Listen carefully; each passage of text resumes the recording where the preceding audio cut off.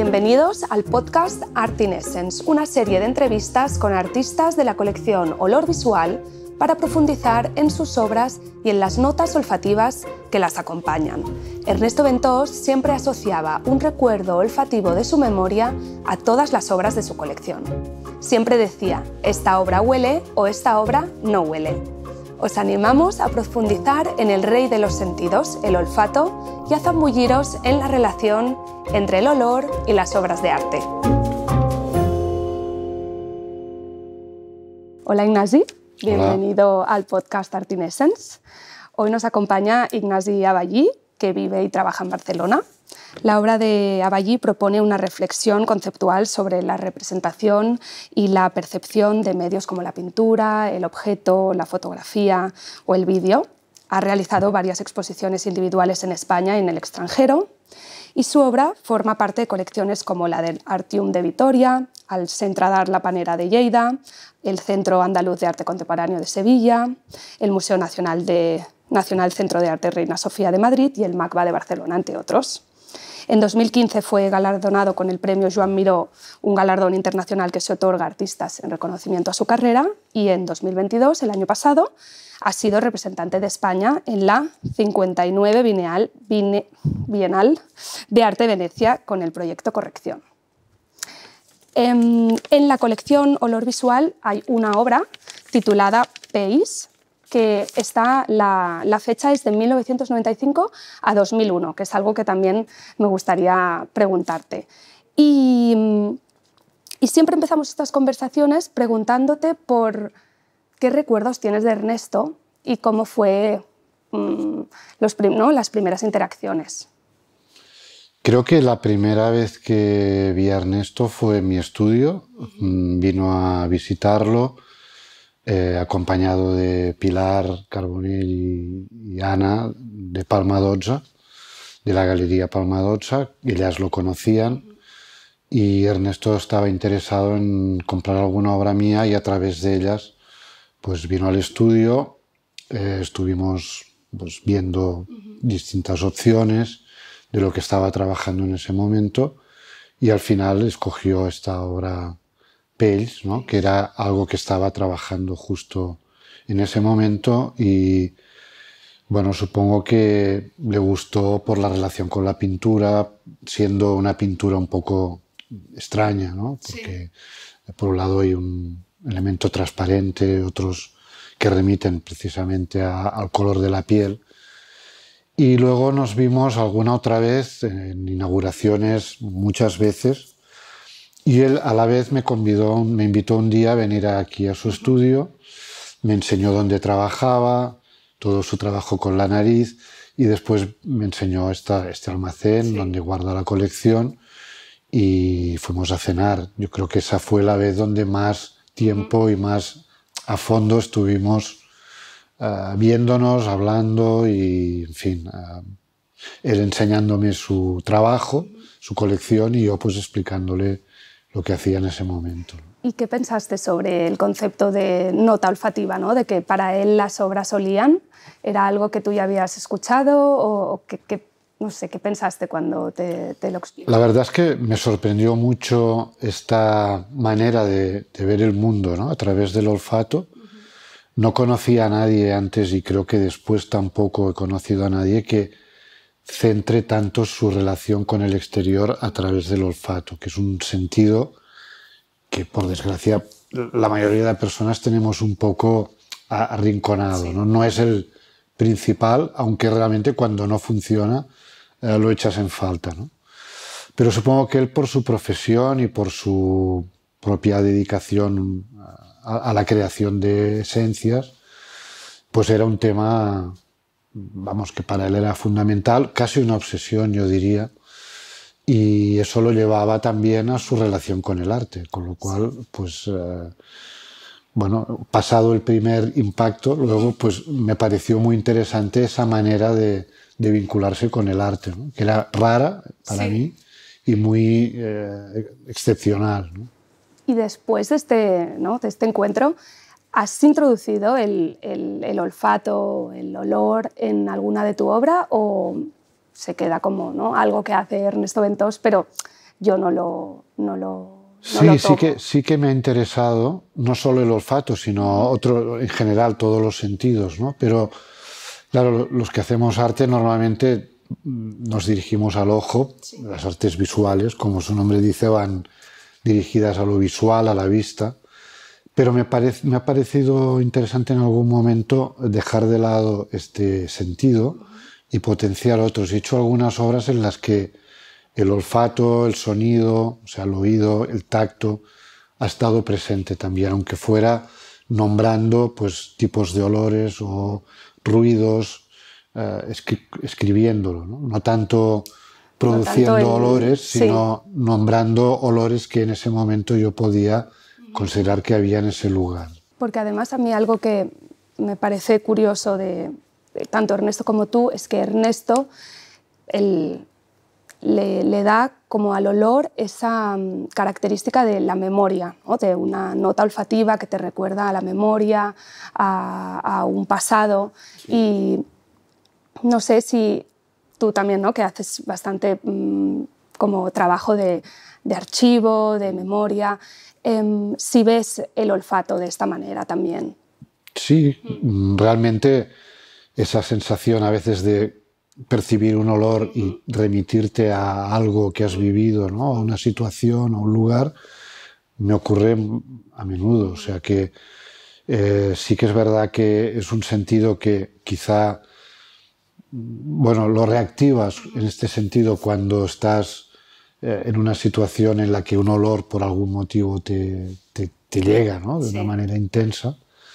Y luego hay olores que, bueno, continuamente te están remitiendo pues, a tu infancia, a tu familia, a la casa de tus padres, ¿no? Porque cuando abrías un armario había pues una esencia determinada y eso pues vuelve, ¿no? O sea que es verdad que es uno de los sentidos que más remueve un poco la memoria, el pasado.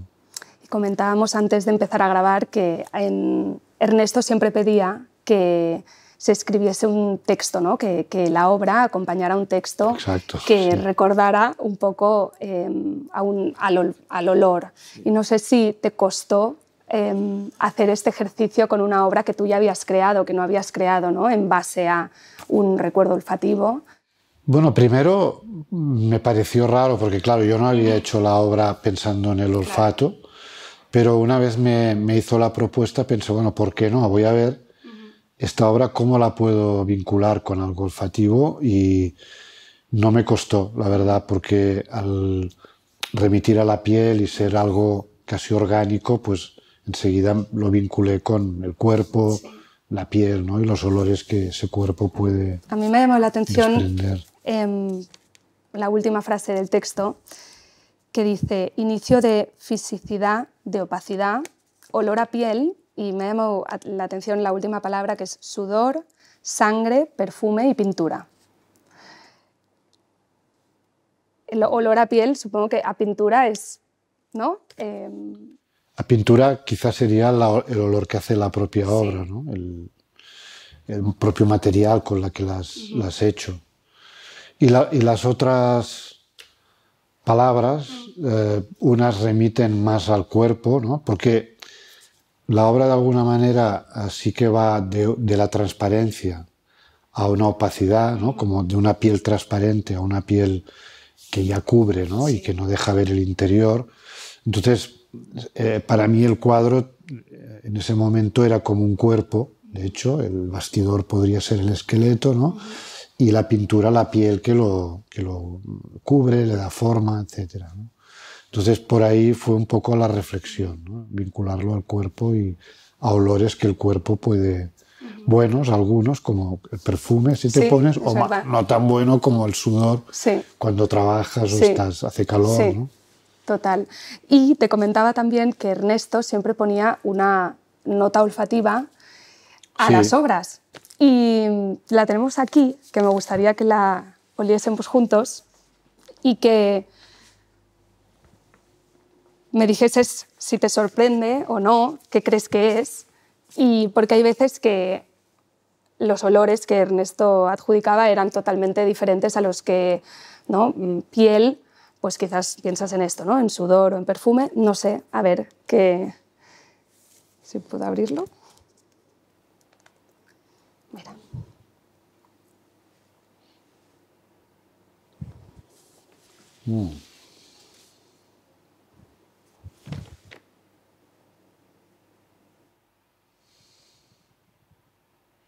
Pues me parece bastante una mezcla de todos estos conceptos. Por un lado,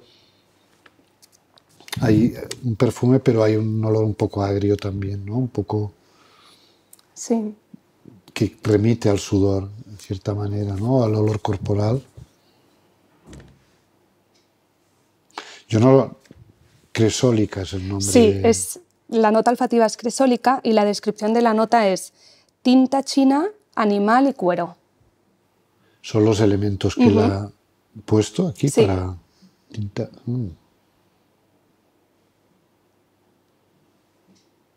Cresólica. ¿El nombre lo inventaba él o era Esto un nombre? No lo sé, la verdad. Lo preguntaremos. Sí.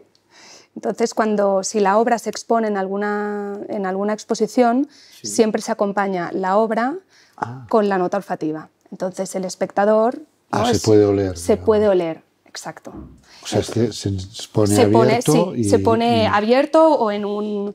¿no? O en un... dispensador. Dispensador, iba a decir flus. En un dispensador. Un spray. Exacto, un spray. Y entonces hay este juego con el espectador que para Ernesto es muy importante, ¿no? Sí. Al final Ernesto también es artista, coleccionista. Yo creo que en la parte de olor visual todas las obras piden una proactividad del espectador. Y era algo que nos interesaba también preguntarte a ti de el espectador, ¿no? El público, la persona que está viendo una de tus obras, ¿qué relación debe tener, ¿no? o te gustaría que... Esto es complicado porque, claro, depende mucho del tipo de espectador, ¿no? que esté delante de la obra. Pero en general yo creo que pretendo, vaya, que todo espectador que se pone delante de una obra pueda entender algo, pueda percibir, no sé, una impresión, sea o no la que yo quería transmitir, pero que sea capaz de sentir algo, ¿no? Frente a eso, aunque sea desconcierto, aunque sea no entender, ¿no? Y tener que hacer un esfuerzo después para preguntar o para saber de qué va eso, ¿no? Pero que de entradas pueda, ¿no? Pues eso, percibir una sensación, una situación de estar cómodo, ¿no? De estar como eso, desubicado o atraído, ¿no? Pero bueno, a ver, mis obras en general son muy... o sea, parten de ideas bastante concretas, ¿no? Aunque luego, evidentemente, la lectura es abierta y cada uno la puedes controlar, pero yo sí que procuro tener claro, pues, qué significa esa obra, ¿no? O qué es para mí, o qué intento decir con eso, ¿no? Luego ya, que lo consigas o no. Sí. Pues... Y en la obra Pace, que está en la colección, ¿qué dirías que era lo que estabas intentando decir? Bueno, esas obras están hechas en un momento curioso para mí de crisis con la pintura, en el sentido de que yo quería pintar, pero cuando pintaba no me gustaba lo que pasaba. Nunca conseguí hacer un cuadro o una pintura que yo considerara interesante. Entonces descubrí este material, que es un gel acrílico transparente, que normalmente se mezcla con la pintura para dar más textura, más cuerpo. Pero claro, si lo usas solo, es transparente, ¿no? Entonces yo lo aplicaba sobre un cristal, daba varias capas hasta que tenía una consistencia, luego lo quitaba del cristal y lo ponía directamente sobre el bastidor. Entonces conseguía una pintura, o sea, yo había pintado, pero era una pintura invisible porque era transparente. O sea, con eso resolvía esa contradicción entre poder pintar y que lo que pintas sea algo con lo que estés de acuerdo, ¿no?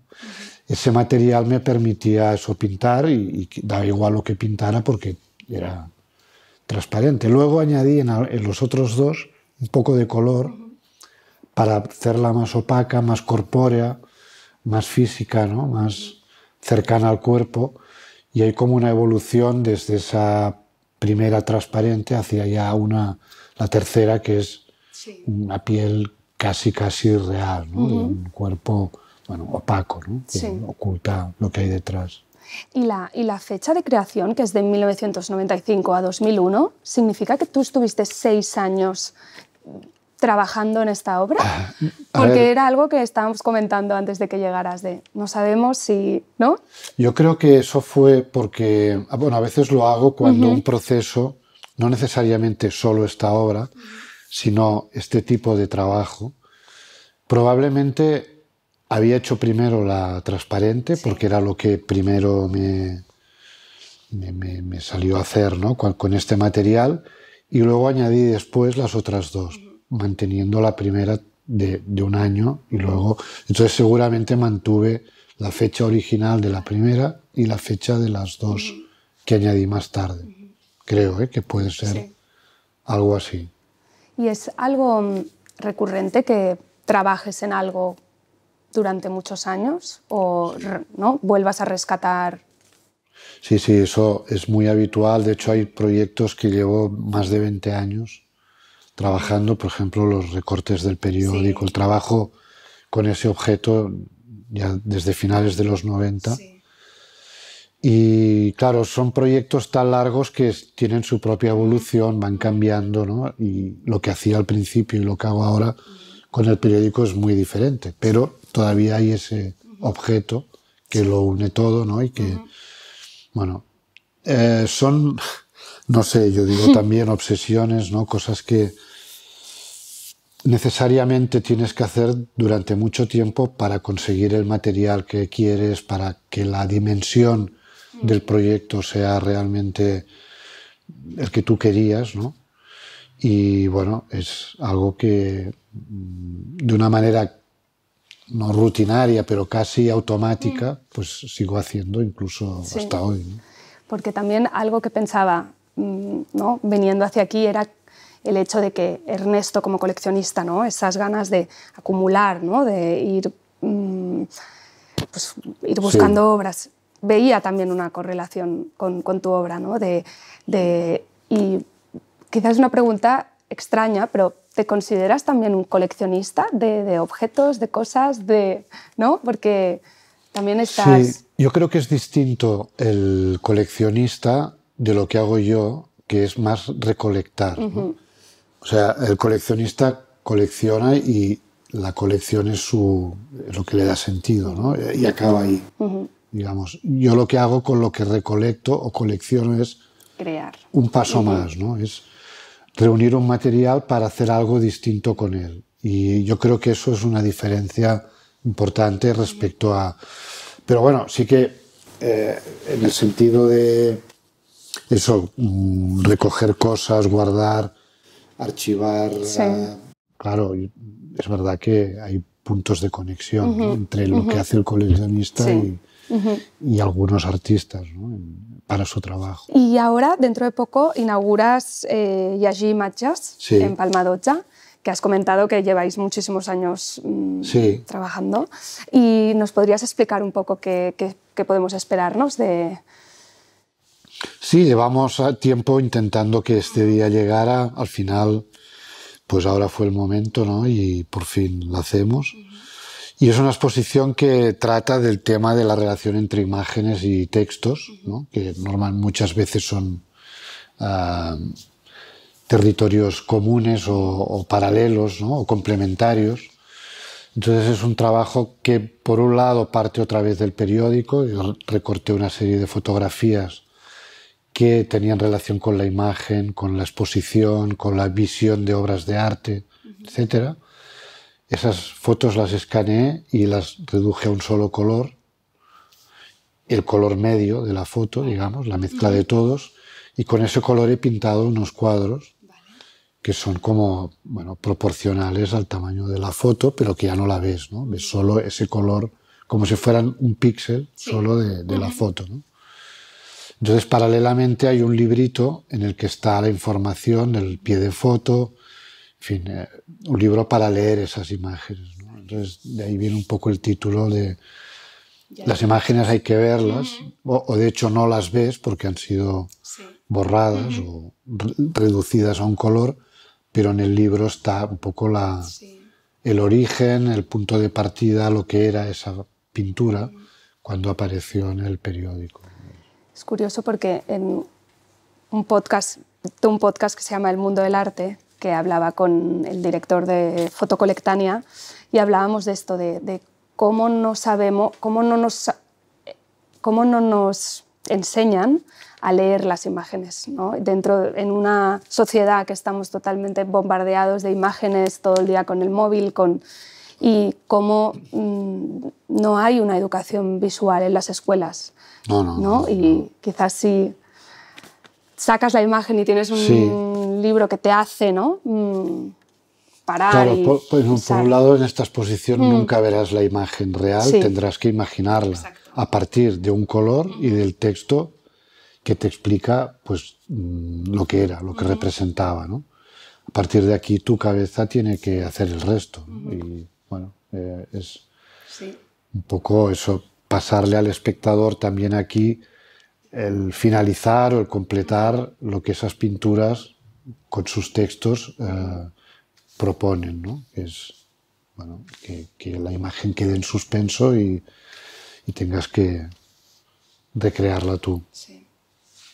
También, bueno, es una idea de pasar de un medio a otro, ¿no? Pasar de la fotografía a la pintura, de lo digital a una técnica más tradicional, como es la pintura, o sea, mezclar ahí lenguajes, técnicas, ¿no? Hay una especie de cruce de ideas, de técnicas que me interesaba, bueno, para... Tengo que decirte que ha quedado, creo, una exposición bastante dura, difícil y austera, ¿no? Vale. Son 19 colores, o sea, es... Pero por otro lado creo que tiene un atractivo, ¿no? Que es, bueno, esa,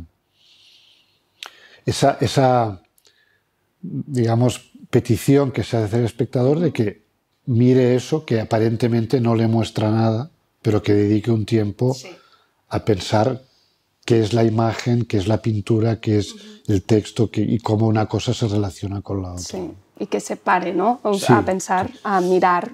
Sé que habrá gente, bueno, pasaba también en Venecia que mucha gente creía que estaba vacío el pabellón y entraban y se iban, ¿no? Requiere un tiempo. Sí. Bueno, en un momento que vamos, como tú decías, tan rápido, pues parar un poco, ¿no? Y creo que Palma d'Ors está bien porque primero ya llegar cuesta un poco, estás en el campo, o sea, no hay nada que te impida, ¿no? Pues eso. Bueno, y la gente que llega ahí también va predispuesta. Exactamente. Y para la gente que nos pueda estar oyendo, ¿hasta cuándo se puede visitar? Está hasta finales de noviembre, creo que el 26 o algo así. Vale, perfecto, perfecto. Pues muchísimas gracias, Ignasi. Siempre acabamos las conversaciones con una pregunta que es ¿qué le dirías a Ernesto? Pero es que además, a finales de este mes, el 23, hubiese sido su cumpleaños. Entonces... En septiembre. Sí. No sé si te lo encontraras, ¿no? ¿Qué le dirías si pudieses verlo una vez más? Bueno, creo que le diría que espero que donde esté huela muy bien y que pueda seguir disfrutando de su pasión y obsesión, que era el olfato, y que me lo explicara. Pues muchísimas gracias. Ha sido un placer. Un placer, igualmente. Gracias.